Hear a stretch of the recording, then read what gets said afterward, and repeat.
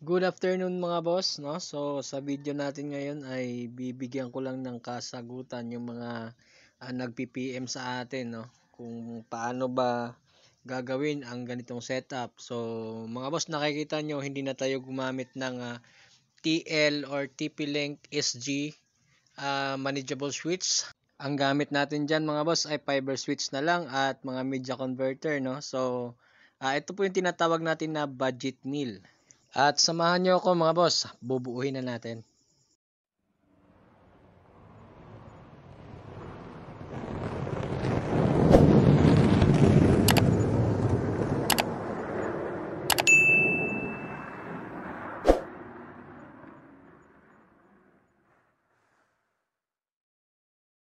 So sisimulan natin mga boss sa mga gamit na kailangan natin i-prepare, no?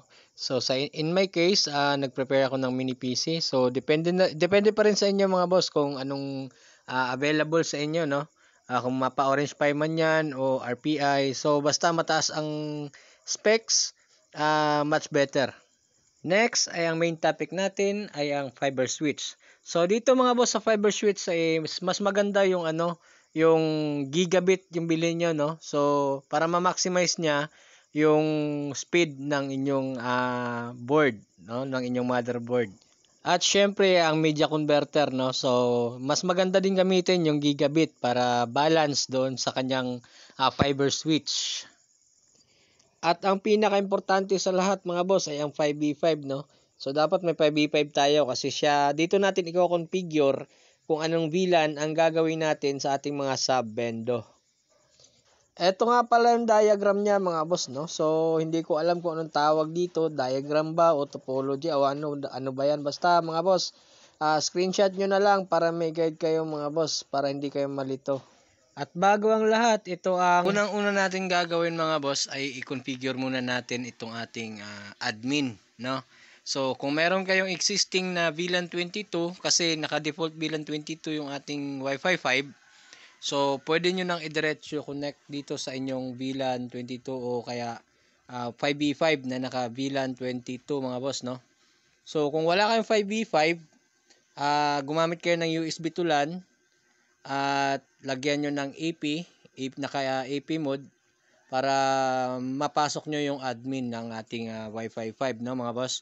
So gagawa tayo ng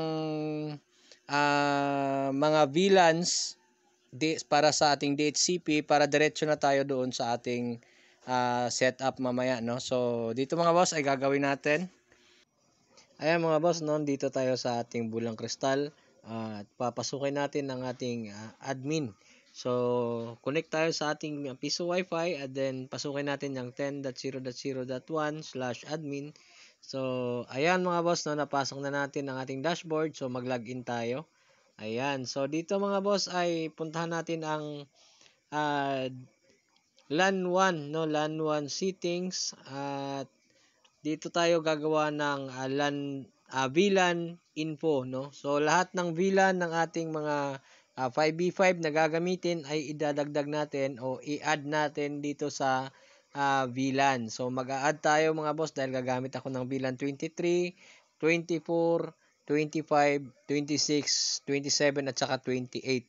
So ayan mga boss, no? So i-add natin yung lahat ng VLAN na gagamitin natin or lahat ng 5v5 VLAN na gagamitin natin. So i-add natin dyan mga boss para magkaroon siya ng internet, no? Para tatagos yung internet sa mga 5v5 natin. So pagkatapos nating mag-add dyan mga boss, no? So i-apply mo na. Apply mo na mga boss yung ayan, apply na natin. So configuration successful. So puntahan natin ang DHCP mga boss, no? So lahat ng VLAN na nilagay natin doon sa VLAN info mga boss, dito i-add din natin siya sa DHCP. So add lang mga boss, no? So lahat ng VLAN info na nilagay mo doon, so i-dagdag mo lang dito sa DHCP. Then apply. So yan, makikita nyo mga boss, magre-reboot ang ating system. So ibig sabihin yan mga boss ay goods to go na tayo mga boss, no? Tapos na tayo sa ating configuration sa ating system. So testing na tayo mga boss. A few inches later. Alright, so ito na mga boss, no, testing na tayo. So quick review lang.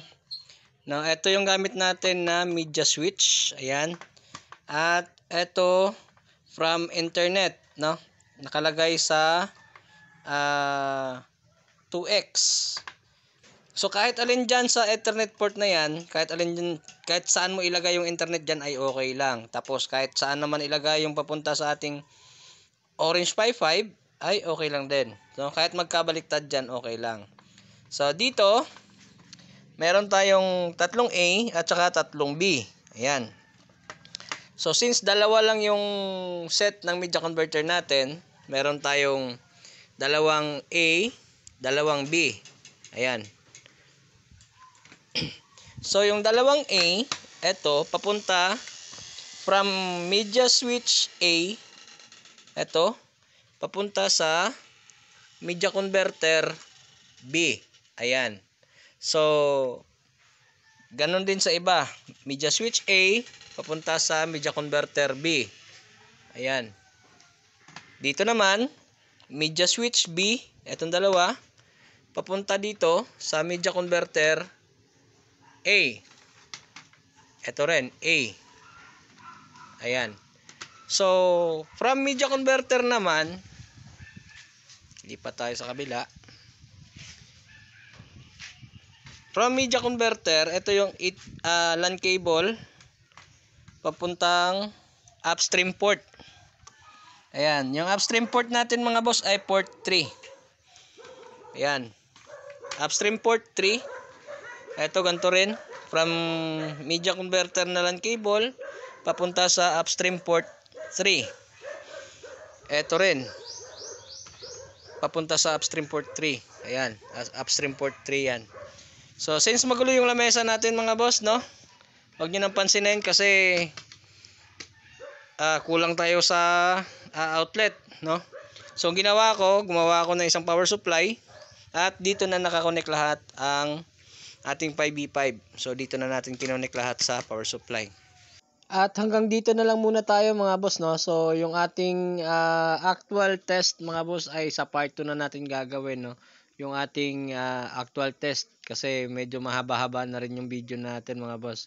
So maraming salamat sa inyo mga boss, no, sa patuloy niyong pagsubaybay at sa pagsuporta ng ating channel. So naway nakatulong ang video na to sa mga gustong magpalaganap o gustong magpadami ng kanilang mga sub na nakacentralize mga boss, no. So maraming salamat sa inyo mga bossing.